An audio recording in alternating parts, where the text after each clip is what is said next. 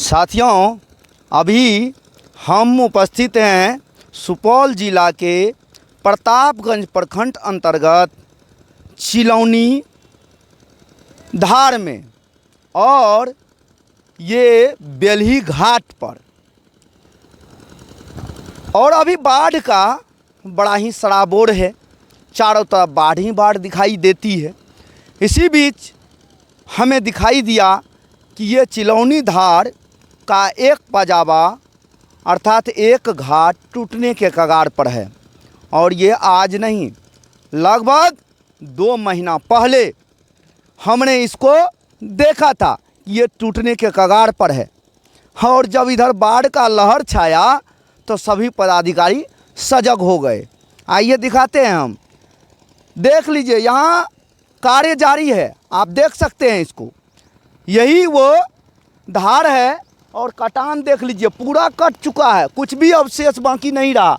अगर इसको पहले बचाया जाता तो शायद इतना ज़्यादा नहीं कटता। और अभी वर्तमान में यहाँ ठेकेदार भी मौजूद हैं, जेई भी मौजूद है और एसडीओ साहब भी मौजूद हैं। आइए उन लोगों से ये जानने का प्रयास करते हैं। भाई साहब इधर आइएगा, इधर आइए।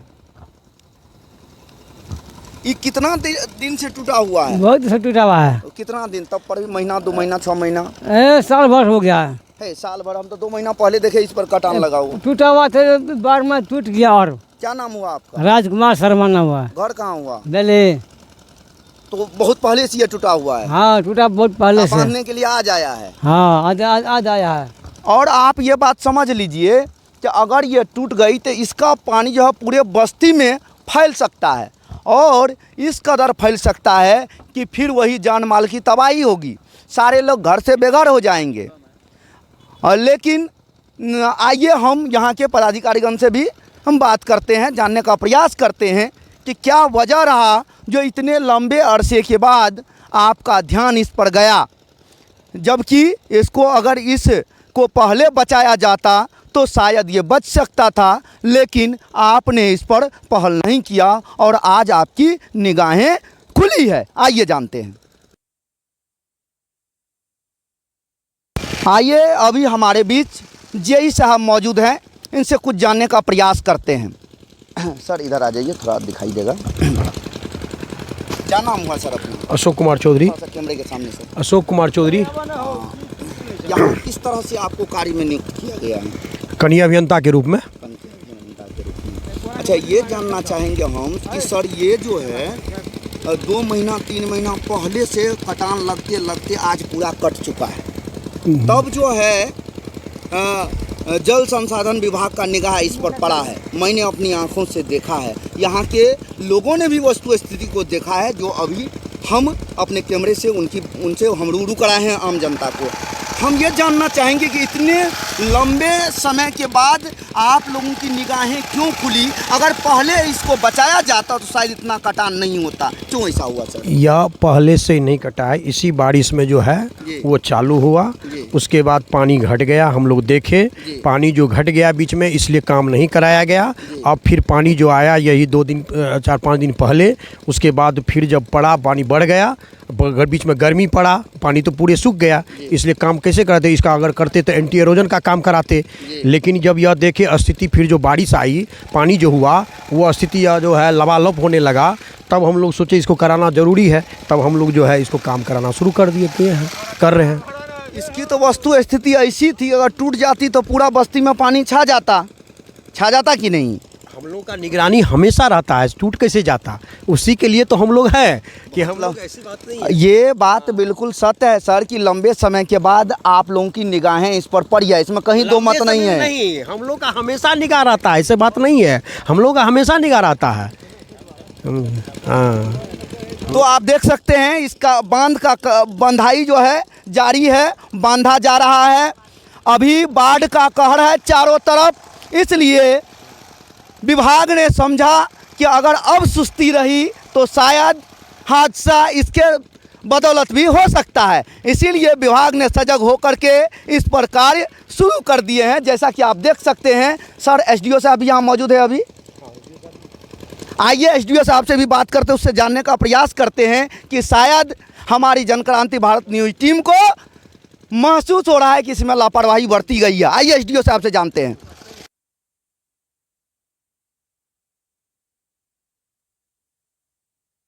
इसको बांधा गया है ना, इसी तरह से बांध करके हर जगह जो है मतलब कि इसको बचाने का प्रयास किया जा रहा है, लेकिन वो पानी के लहर से कटते कटते जो है लगभग ये बांध जो है एक भाग का साफ कट ही चुका है। आप देख सकते हैं पूरा कट चुका है, थोड़ा सा बचा हुआ है, नहीं तो पूरा कट चुका है। आइए, बड़े सौभाग्य की बात है कि अभी एसडीओ साहब भी मौजूद हैं। आइए एसडीओ साहब से भी जानने का प्रयास करते हैं कि क्या वजह रहा जो सर आपकी निगाहें, आपका ध्यान इतने लंबे समय के बाद जो है आकर्षित हुआ है। बंद कीजिए। हमारे साथ मौजूद हैं यहाँ के ठेकेदार जो ठेका लेकर के इस कार्य को जो है निर्वहन करके करवाने का काम कर रहे हैं, लेबर को खटवा रहे हैं। आइए जानते हैं, क्या नाम हुआ आपका? परवीन कुमार, घर चकुना। इसकी ठेकेदारी आप ही का है क्या? जी जी। कितने का ये ठेकेदारी है? ये नन्नी में अथी है, अब जितना का होगा ये 9 पॉइंट बना है, उसमें जो निकला मतलब इस तरह से 9 पॉइंट दिया जाएगा। जी जी जी। फ्लड में यही काम होता है, इसका बाद में भी अथी बनता है, बाद में ये बांध के बंधाई का कार्य शुरू। हाँ, फ्लड में इसी तरह का फ्लड में इसी तरह। एसडीओ साहब से मौजूद है। कहाँ है एसडीओ साहब? वो जो बैठे हुए हैं बोरे पर। आइए जानते हैं, एसडीओ साहब से भी बात करते हैं हम कि क्या वजह है जो इतने लंबे समय के बाद आपकी निगाहें जो है पड़ती है। आइए जानते हैं। यहाँ मौजूद हैं एसडीओ साहब जो देखते हैं बड़ा चुस्तैदी और मुस्तैदी से यहाँ के कार्यों का निर्वहन कराने का प्रयास किया जा रहा है। सर, आपका नाम जानना चाहेंगे? मेरा नाम विपिन कुमार सिंह है। और आप एसडीओ पद पर आसीन हैं? हाँ हाँ हाँ। कहाँ हैं अभी पद पर आसीन? जल निस्तारण प्रमंडल राघोपुर में। सर, ये कहना चाहेंगे कि जल संसाधन विभाग का ध्यान जो है इस खास करके इस कटान पर बहुत लेट से पड़ा है, क्योंकि लंबे समय से ये कटा हुआ है। क्या भाई साहब, कितने दिनों से ये कटा हुआ है? पता नहीं, हाँ हम लोग सिमरी ब्लॉक है। कोई नज़दीक से हैं क्या जो लोकल हों? चलिए, हमने लोकल लोगों से भी आप हमारे न्यूज़ के माध्यम से देखा है, उसने अपना बात रखा है। तो ये लंबे समय से सर कटा हुआ है, फिर भी आप लोगों का ध्यान इतने लेट से क्यों गया, जिसके कारण ये अगर बांध बचाया जाता तो बच सकता था, लेकिन धीरे धीरे करते करते सारा कट चुका है। क्या कहेंगे? लेट से नहीं हुआ है जी।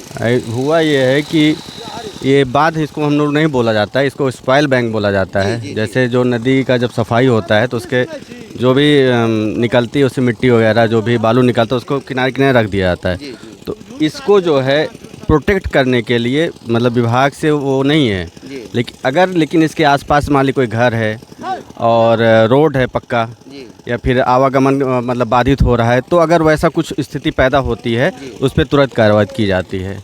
बाकी अभी आप देखेंगे तो ऐसे कटान आपको मतलब पूरे को इस पे भेंगाधार पे और सुरसर पे मिलेगा, परंतु जो भी नियम है उसमें ये रहता है कि अगर आसपास मतलब करीब 40-50 मीटर बस्ती हो, रोड हो, मतलब जिससे जान माल को नुकसान हो रहा है। बाकी और जो बड़े प्रोजेक्ट पे काम हो रहा है वो अभी विभाग में समर्पित है, जिसको हम लोग TOR नाम बोलते हैं।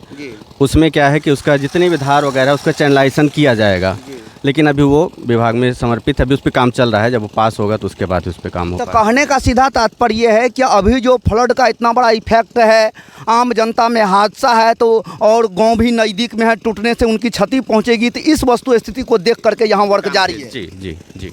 तो आप समझ सकते हैं, कहने का सीधा मतलब ये है कि ये वर्क जो है फ्लड रिलेटेड नहीं है, लेकिन वस्तु स्थिति जब नज़दीक में लोगों का गांव घर पड़ता है और जब ऐसा स्थिति बन पड़ता है जो लोगों का जान माल का हानि पहुंचने की स्थिति हो, तो इस परिस्थिति में जो है जल संसाधन विभाग जो है इस पर अपने स्तर से वर्क करवा सकती है।